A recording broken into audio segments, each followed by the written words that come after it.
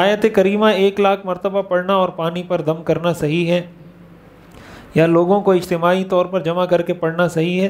دیکھیں جو قرآن کریم میں ہے نا آیت کریمہ لا الہ الا انت سبحانک انی کنت من الظالمین، تو قرآن کریم میں یہ آیت حضرت یونس علیہ السلام کے واقعے میں ذکر ہے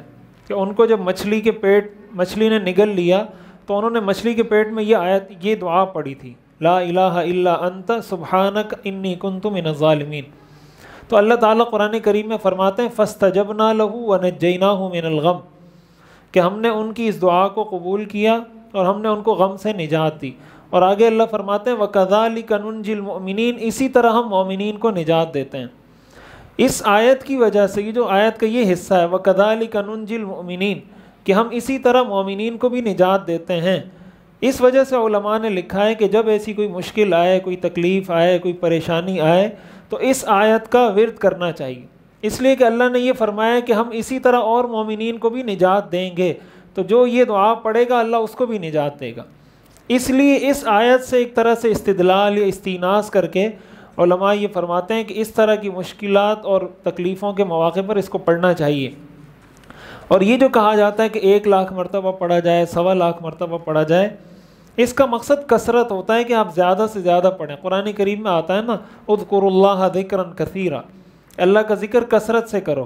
تو اب کثرت سے ذکر کتنا ہوتا ہے کتنا نہیں ہوتا ہے، اس کے مختلف معیارات ہیں، مختلف پیمانے ہیں۔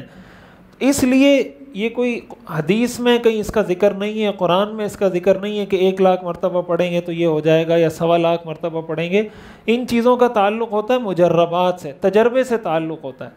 کہ کسی نے اس کو 1,00,000 مرتبہ پڑھا، اس کو فائدہ ہوا تو اس نے کہا بھائی مجھے فائدہ ہوا تھا، آپ پڑھ لو، آپ کو بھی فائدہ ہو جائے گا۔ اس کو کوئی سنت، کوئی فرض، واجب، کوئی شریعت کا حصہ سمجھ کے نہیں کیا جاتا، اسی لیے یہ بدعت بھی نہیں ہوتا۔ اگر کوئی اس کو سنت کہہ دے گا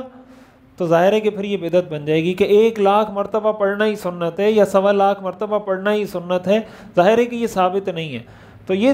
علماء کے، بزرگوں کے تجربات ہوتے ہیں، ان تجربات کے مطابق یہ کہا جاتا ہے، تو اس لیے کرنے میں کوئی حرج کی بات نہیں ہے۔ اور جب بھی ایسا کوئی مسئلہ ہو تو اس کو پڑھنا چاہیے۔ ابھی بھی یہ جو کرونا وائرس کا مسئلہ چل رہا تھا تو